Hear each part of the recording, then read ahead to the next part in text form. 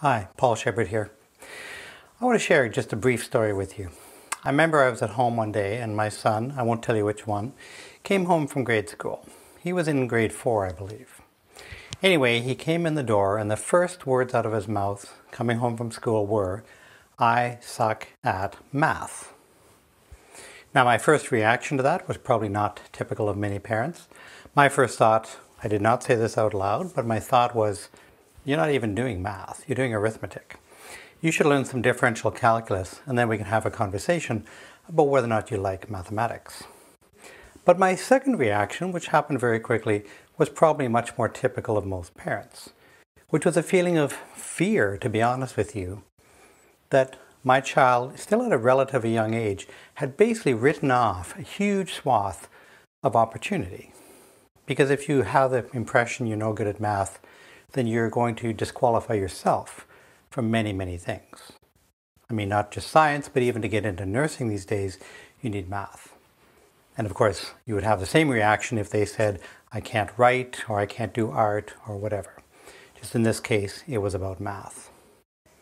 So I want you to imagine this happening to your child. And then I want you to imagine it happened to the entire class because of some influence of the teacher. And then I want you to imagine it happening to a huge number of children because of the influence of the curriculum.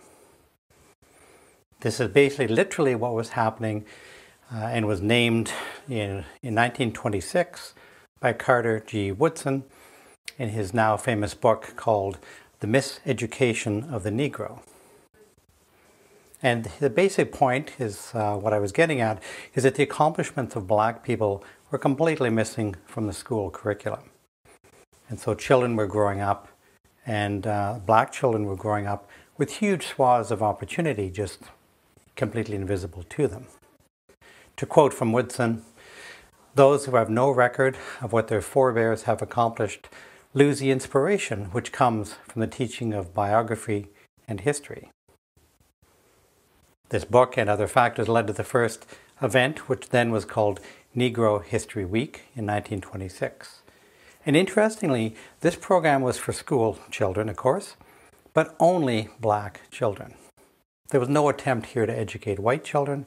This was so that black people would be educated about their own abilities.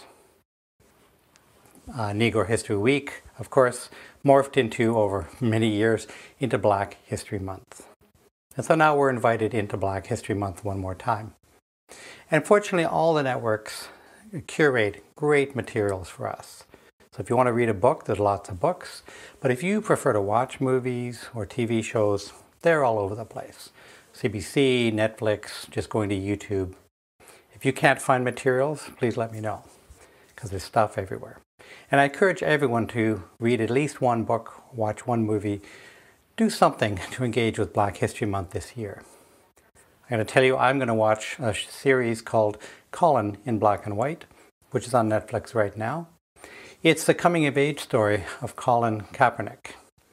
If you don't remember Kaepernick, he's the NFL quarterback who sat or knelt during the playing of the national anthem at football games. And he did this as a protest against racial injustice, police brutality, and systemic oppression in the country. I'm not going to give you my reflection on that now. I'll give that to you later. Because I want to invite all of us to engage and read something, watch something. You could even talk to a human being if you prefer that.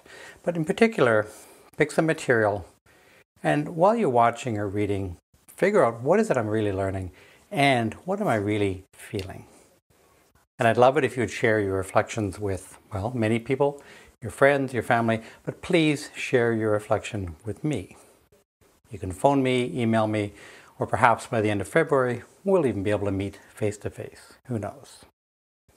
So this is your kickoff, and let's all celebrate Black History Month together and share our stories with each other. Thank you.